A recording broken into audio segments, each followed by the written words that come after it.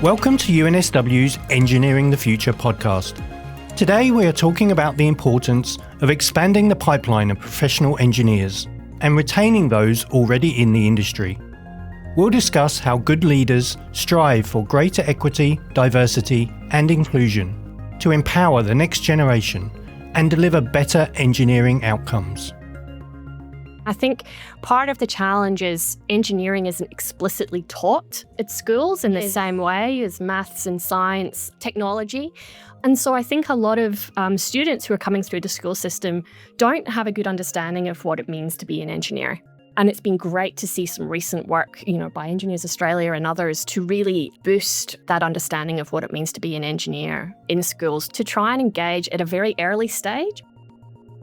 That's Professor Rita Henderson, Deputy Dean, Societal Impact and Translation at UNSW, whose work helps to promote equity, diversity and inclusion in the Faculty of Engineering. On Engineering the Future, we speak to academics and industry leaders who are embracing cutting-edge ideas and pushing the boundaries of what is truly possible. Join us as we discover how world-changing action starts with fearless thinking on Engineering the Future of Leadership. Hello, and welcome to Engineering the Future of Leadership. My name is Neil Martin, and I'm a journalist and STEM communicator working in the Faculty of Engineering at UNSW. Joining me today to discuss how the engineering profession itself may evolve over the next 30 years is Professor Rita Henderson, Deputy Dean, Societal Impact and Translation in UNSW's Faculty of Engineering. In that role, Rita delivers projects and initiatives within the faculty to achieve successful equity, diversity and inclusion outcomes. She also leads the Algae and Organic Matter Lab, which has global reputation for research on water quality and water treatment. Hi, Rita. Hi, Neil. Thank you so much for having me. Also with us is Kath Richards, the Chief Engineer at Engineers Australia. In this position, Kath advocates for the engineering profession both nationally and internationally, providing engineering insights to help deliver strategic initiatives of national importance.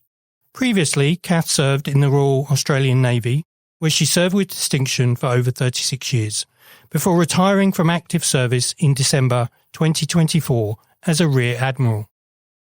For her service, Kath has been awarded the Conspicuous Service Cross and is a member of the Order of Australia. Many thanks for being here, Kath. Thanks so much, Neil. Really appreciate it. So normally at this stage, I give a little technical introduction to the specific subject we're talking about, but I'd like to get straight into the discussion today and ask you both about the challenges being faced in terms of building a stronger pipeline for the next generation of engineers. And especially within that, whether you think leaders, whether that's industry leaders, academic leaders, or policymakers, need to make sure that engineering continues to evolve and becomes more diverse, so many more talented young people are excited and encouraged to be engineers. But maybe to set the scene first of all, how would you assess the current state of engineering, particularly in Australia, and especially with regards to equity and diversity? It is a big topic, Neil, a really, really big topic. And I think my starting point is to think about the size of the workforce as a whole and to see engineering as a national capability. It is a workforce that we need in order to solve the complex problems that our nation faces, whether those are national security problems, economic problems, or social and community problems. Engineering underscores all of those, if you like, areas or sectors, because invariably you need to use technology in some way, shape or form to deliver the standard of living that modern Australians want, to deliver the security that they want, to deliver the economic prosperity. So that's everything from the water through to the power, through to the defence, through to the networks, the data, the infrastructure, the transport, the construction, the housing. It's everything.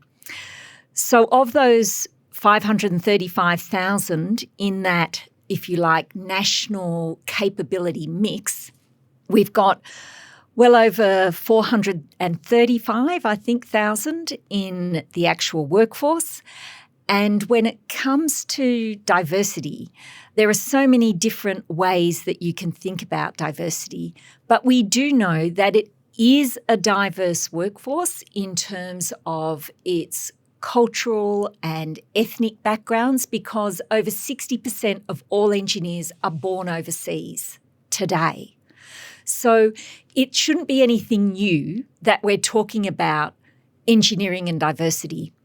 When it then comes to female participation, that particular angle of diversity, right, we do have a big challenge, because unlike other professions like medicine and law, which have achieved effectively parity with 50-50, when it comes to engineering, we've got 16% of engineers are women. Now, that's the big challenge that we've got to get after. We've got to move from 16 to 50. And to do that, we're going to need a whole lot of strategies and execution and hard work to be able to move. Now, those other professions at various times have been where we are today. And so it can be done. We've just got to get on and do that. And to do that, it's about the pipeline of girls in particular through secondary schooling, their choices around maths, physics, chemistry, those traditional sciences, into then degrees, which then unlock these amazing jobs of impact. And that's really a narrative we've got to be able to sell to girls. And of course, we need to also help those other people in our workforce who come from culturally and linguistically diverse backgrounds in order to get into those jobs which are going to be productive and deliver outcomes for our economy. And you're at that coalface, Rita, at the university level. Look, I completely agree with what Kath has explained there. I think, engineering is absolutely fundamental to our society, and making sure that we have a diverse workforce, a diverse engineering workforce is crucial. I was reading a really interesting report where it was explaining that engineering managers in particularly are ranked in the top 15 of highly male-dominated occupations.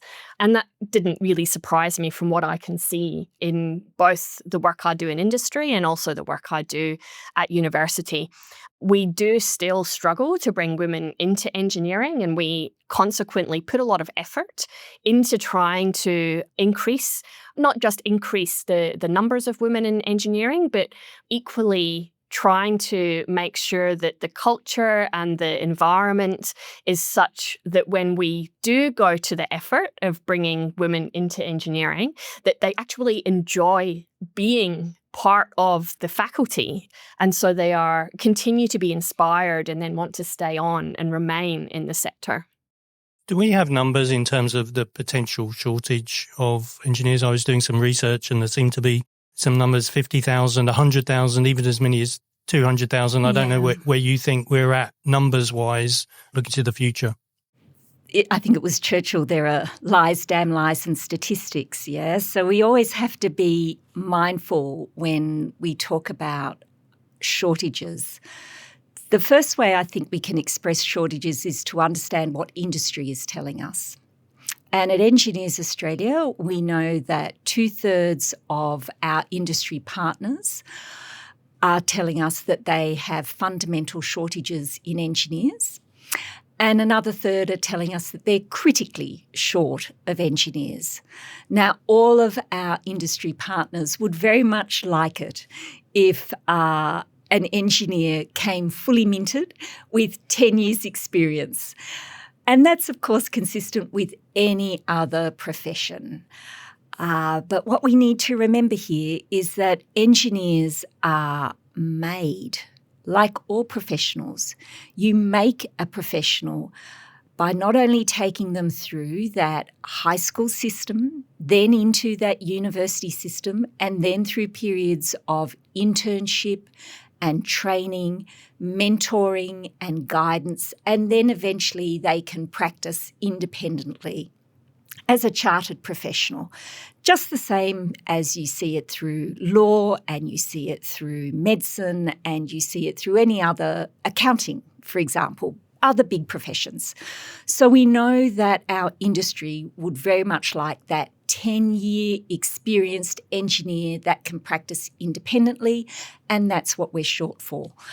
Now, to get after that, we know that we probably need about 60,000 more engineers coming out of the pipeline over the next 10 years. And we've largely flatlined at about 17,000 coming out of our university sector for the past 10 years.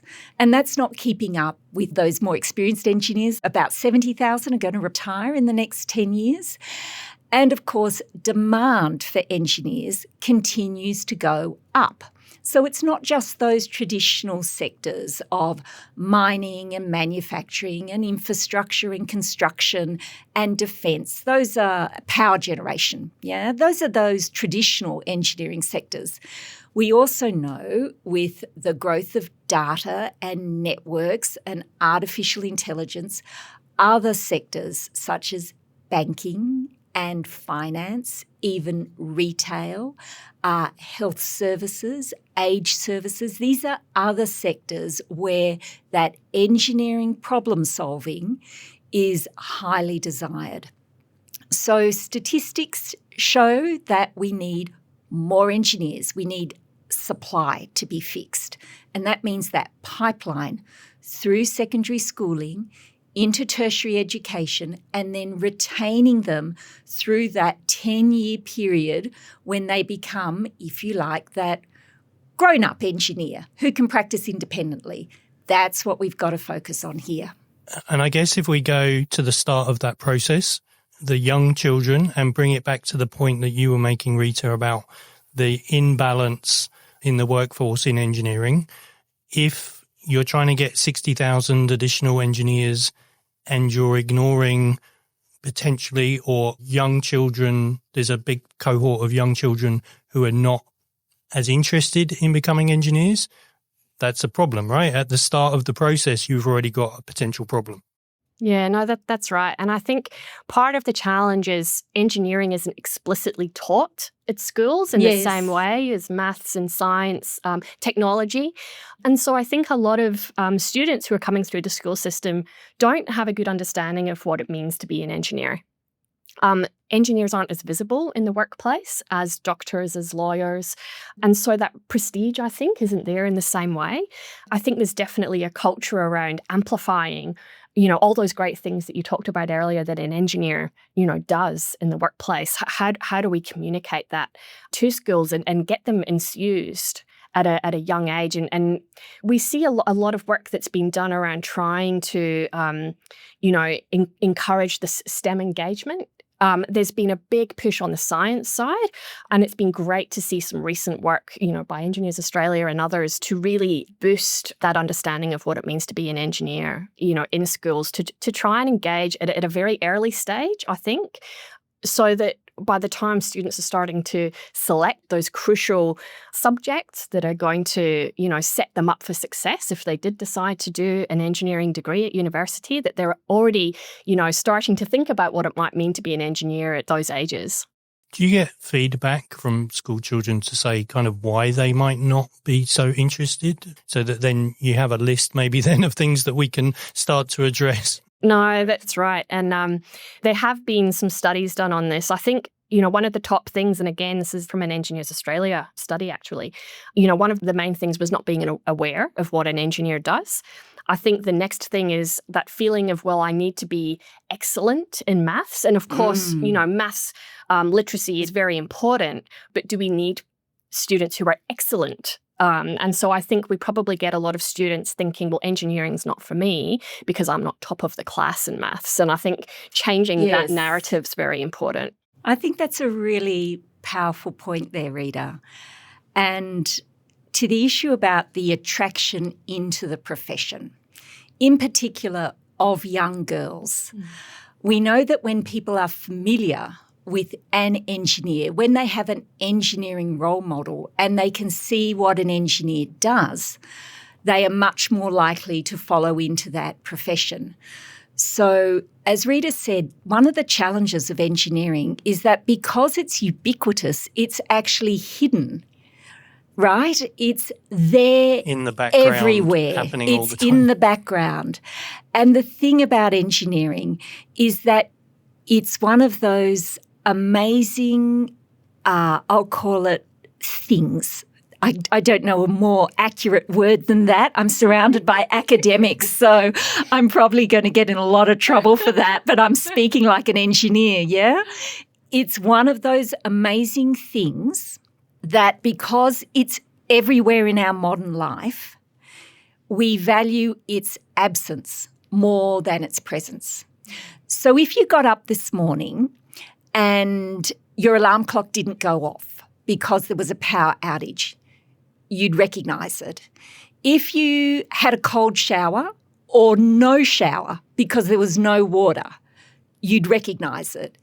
If when you went to the fridge to get the milk for your cereal, the milk was off because the power was off, you'd recognise it. But all of those things that are delivered by engineers, created by engineers, sustained by engineers, maintained by engineers, you don't even feel them because they're so intricately connected with your everyday life and everyday experience.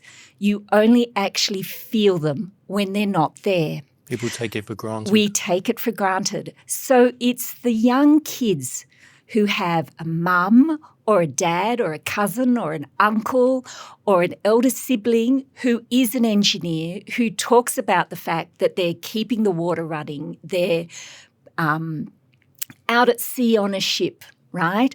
Or they are working with power and distribution or networks or data, all of these things. Then those young people go, wow, that sounds pretty amazing.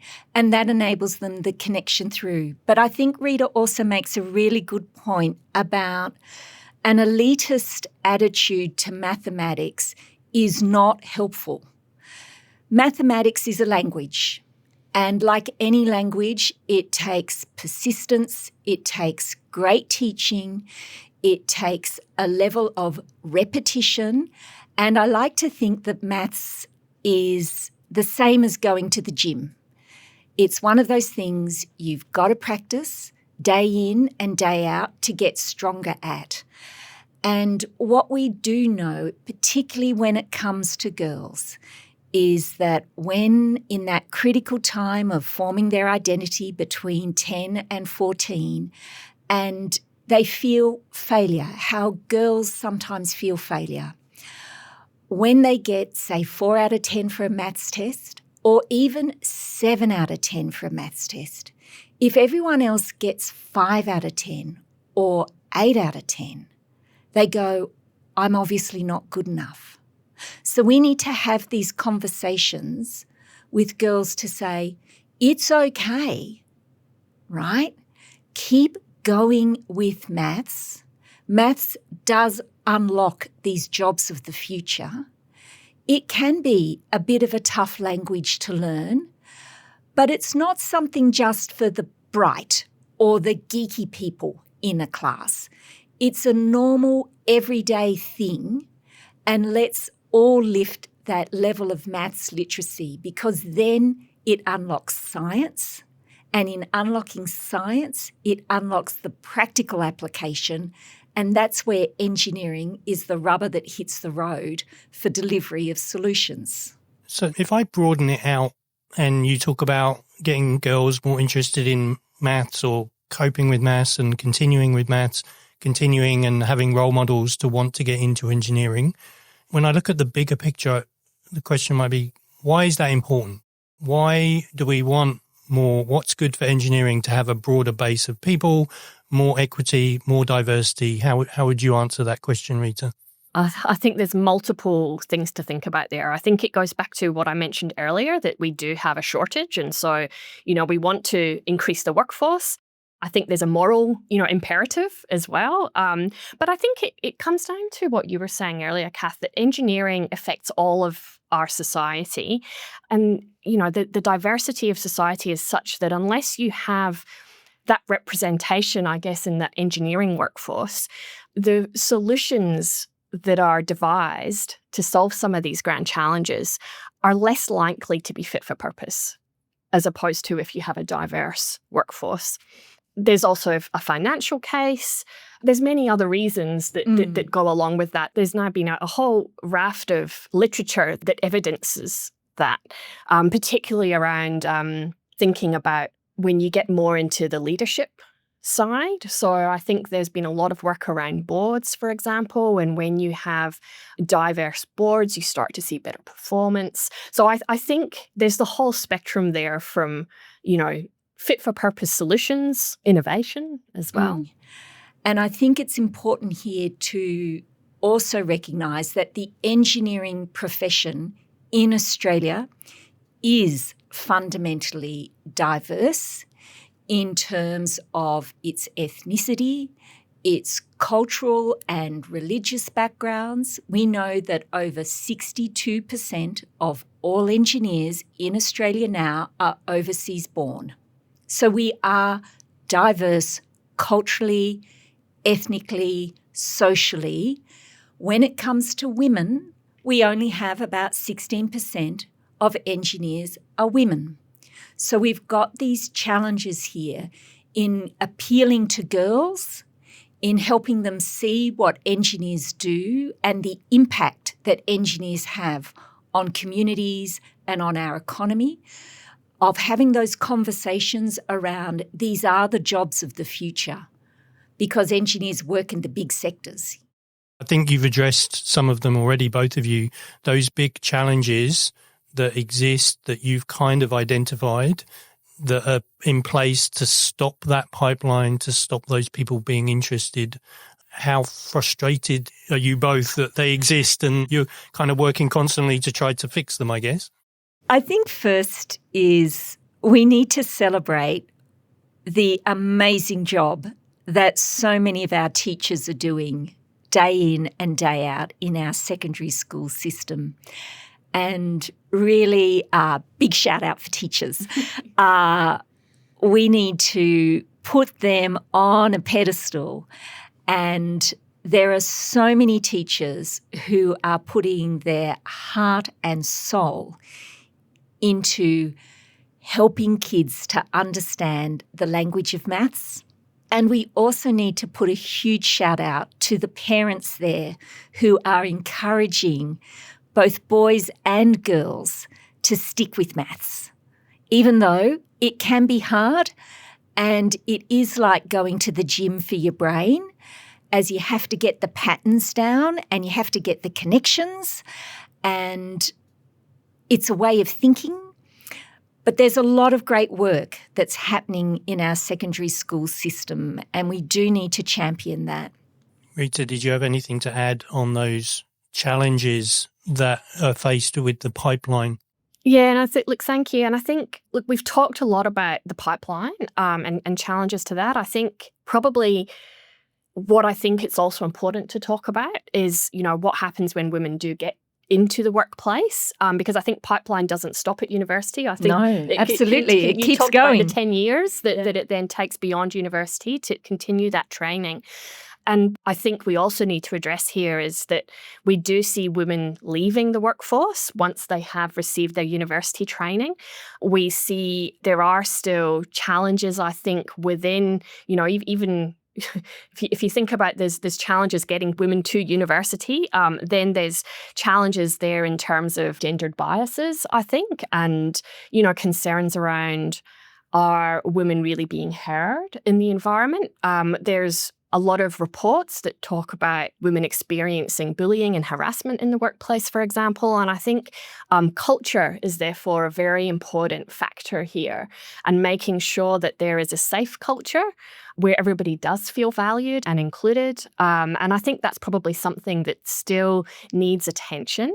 Certainly, we've been thinking about this very much at the university side. And I think UNSW was one of the first universities, for example, to publish its gendered violence report. And I think having conversations around gendered violence, for example, is incredibly important to demonstrate that it's not acceptable and to make sure that people do report instances of gendered violence so that we have a culture where there's zero tolerance. Is there any other specific kind of solutions that you think are really worth pursuing, that you're aware of, that you're doing within your own organisations to solve these challenges, either at the pipeline stage or in that kind of retention stage, I guess? Give people some hope, I guess. Yeah. You kind of doing some action to fix these issues.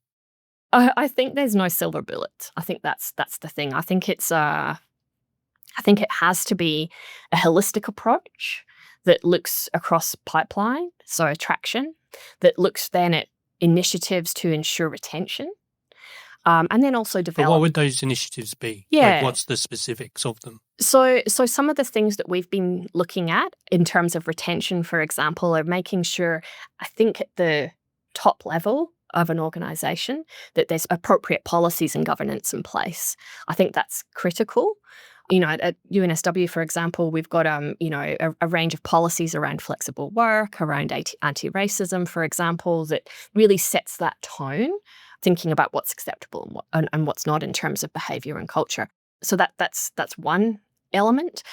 We have done surveys as well at UNSW in engineering, where we're looking at some of the barriers that women are experiencing in terms of their career, and some of the aspects that have been gendered, I guess, in terms of the response, has been women finding that they have a lot of additional work outside of their workplace. And so this removes or reduces the amount of flexibility they have in order to pursue their career. Is there any other strategies that you'd like to mention, Kath? When you retain an engineer, you're actually keeping that person delivering for the national good. So we need to start and realise that what's a good policy around, say, the retention of a woman after having children is actually good long-term for the country. It's good for business. It means that you have put all of this effort into growing this person, literally growing an engineer through those key steps of their internship and their first few years, and they're now practicing, right? And now you can get the return on that. And to achieve that, perhaps you have to be a bit flexible for a few years, because you know what? Kids do get sick and school ends at 3:30, whether you like it or not. And of course, when you do that, it's not just about women benefiting, it's men benefiting, it's those migrant engineers who come in, they need to benefit as well.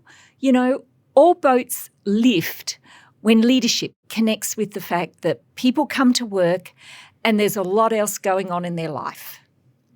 So have those conversations. And I think it's the willingness of leadership in sectors to have the conversations, even if some of those conversations are a bit confronting. Have the conversation and work a way through it. And it's not about people imposing those solutions on business. It's really about that conversation between management and leadership with the engineering talent they've got, and figuring out a pathway to maximise that talent. Because when we do that, more people come into the profession and more people stay in the profession. Men, women, culturally, linguistically diverse, etc. We get more capability out. And that's what we've got to do to get after the shortages. We've got to get more capability out. We talk a lot about women there, bringing them into the workforce, but I guess there's other minority groups that we need to think about, especially in Australia, Indigenous populations. What's the situation there, Rita, with regards to bringing Indigenous people into the engineering community, into the engineering industry?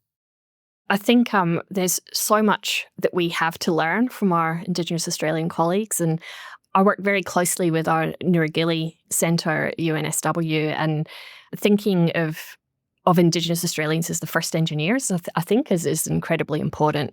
We've had some wonderful student projects, for example, where we've actually, made the boomerang that David Unaipon actually designed, and that was a fantastic experience to actually engage our students in delivering engineering technology that was designed by Indigenous Australians. I think is really critical. So we're thinking about, well, how do we bring more Indigenous Australians into engineering? And we run an Indigenous Australian engineering school with engineering aid at the moment, which is fantastic.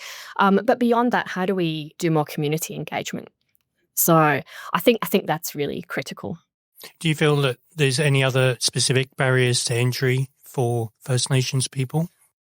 I think many of our Indigenous Australians live in rural and remote communities. So I think that's one aspect. And I think giving opportunities and taking, some of the things we do out to those communities is very important. And we had the UNSW Maker Bus actually driving through, the middle of Australia, actually going to some of those schools. I think there's other things we can be doing in terms of, scholarships, for example, to bring Indigenous Australians to universities. I think there's a whole range of different aspects that we could look at there. Are there any success stories that you know of, either in specific areas of engineering or different countries, perhaps, where you've seen some really good initiatives that have worked and that we can maybe take positives from and implement some of those strategies on a wider scale?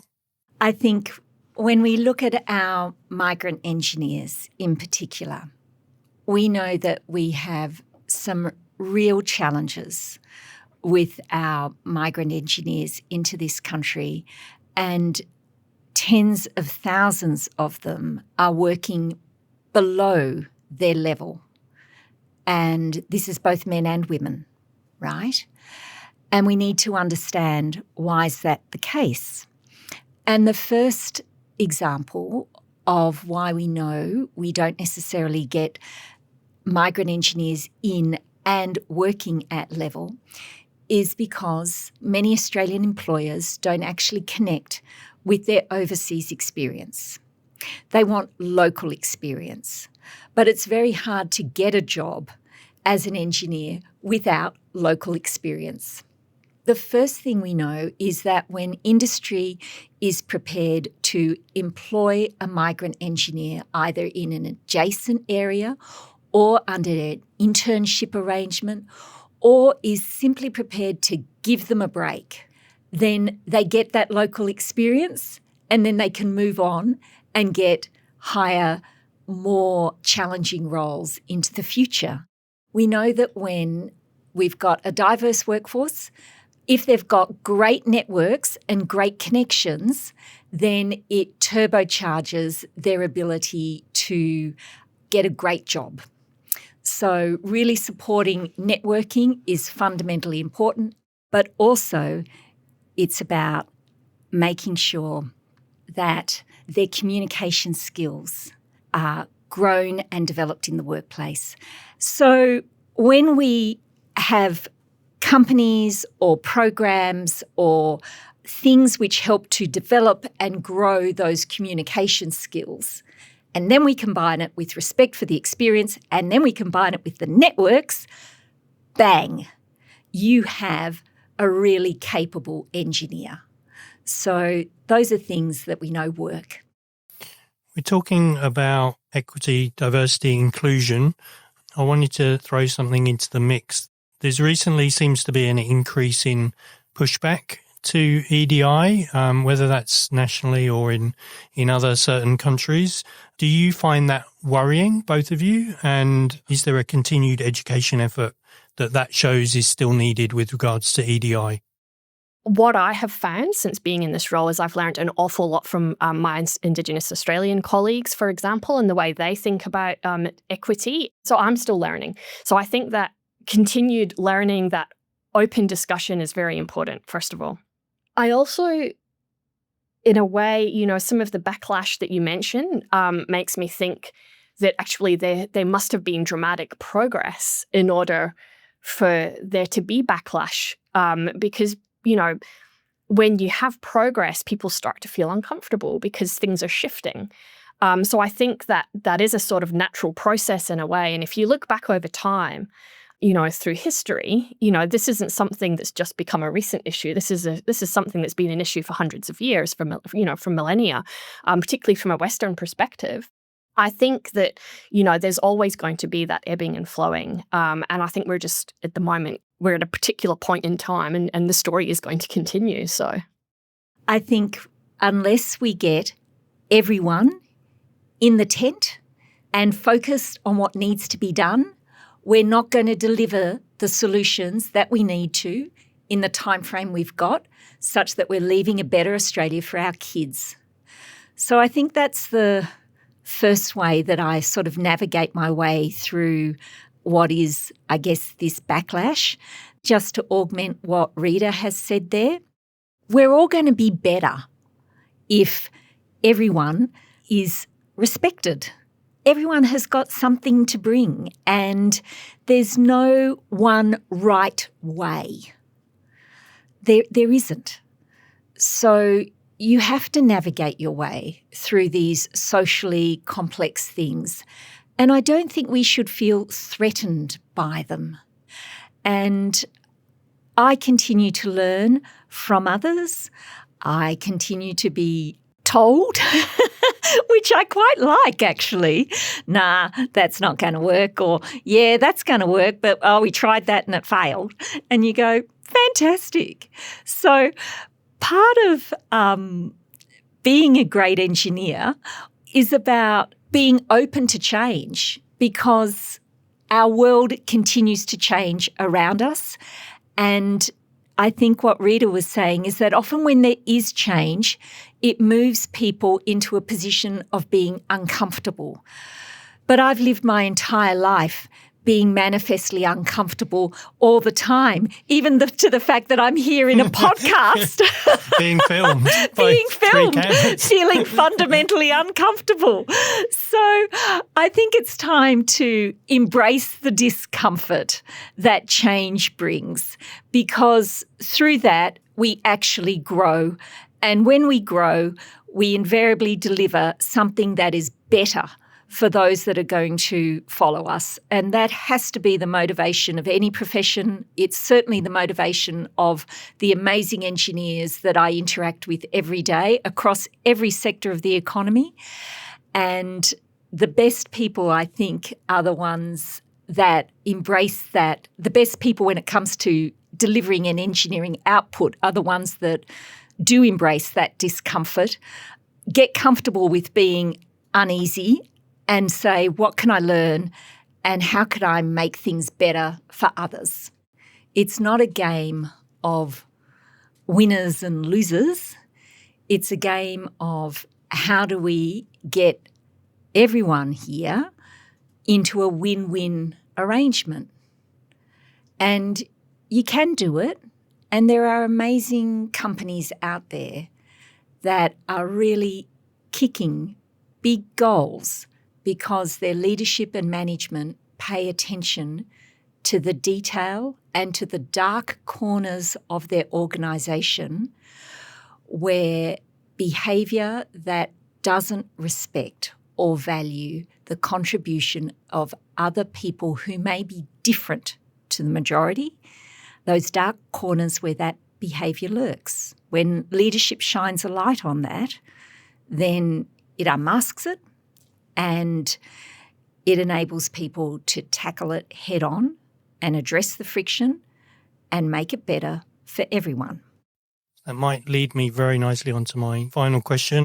It's called Engineering the Future, so I'm going to throw it 30 years ahead. How would you like the engineering industry, engineering education as well, to look in 30 years' time? It's another big one. It is a great one, isn't it? I think, look, one thing we haven't mentioned today is the United Nations Sustainable Development Goals. And there's still so much work to do in that space. And engineers are so well situated to tackle the challenges that the Sustainable Development Goals bring. So they all finish in 2030. So thinking beyond that, to my mind, starts me thinking about, well, what's next beyond the Sustainable Development Goals? So we had the Millennium Goals, now the Sustainable Development Goals. What's next? And I think looking at how we frame those and the role of engineers in framing some of those goals, I think and looking at how we tackle those is very important. So that's certainly one aspect. And then I think, taking a step back then and looking at our students who are coming through in the next generation is really about how are we setting them up to work collaboratively, not just as engineers, but beyond, with other fields. How do we bring everybody together to bring all those perspectives together that are going to be needed in order to solve some of those really complex challenges that the world's going to be facing in 30 years' time? Kath, you get the final word. Wow. In 30 years' time, I just think we'll have another big laundry list of complex problems. I don't think it's going to get any less complex. I think it's going to get more complex because our knowledge of how things work and how things are connected is going to grow. And there are some things which are actually going to stay the same in 30 years' time. You're still going to need ethical decision-making. You're still going to need people who can understand and critically evaluate and critically think their way through problems. You're still going to need people who think long-term, not short-term, to get to your point, Rita. You're still going to need people who deliver solutions which connect in with their communities. And my vision, I guess, for the profession when it comes particularly to this issue of equity, diversity and inclusion is that, like our medical colleagues, like our legal colleagues, the engineering workforce is at 50% female participation. We've seen it in other professions, and there's no reason why engineering can't get there. Well, it's absolutely fascinating to hear your expert thoughts on this topic. Kath Richards, many thanks for joining me. It's a pleasure. Thank you for having me here today. And Professor Rita Henderson, it's been a pleasure to talk to you as well. Oh, no, thank you. It's been a great conversation. Unfortunately, that's all we've got time for this episode and this series. Thank you for listening. I've been Neil Martin, and I hope you'll join me again very soon for the next series of our Engineering the Future podcast. You've been listening to UNSW's Engineering the Future podcast. Don't forget to subscribe to our series to stay updated on upcoming episodes.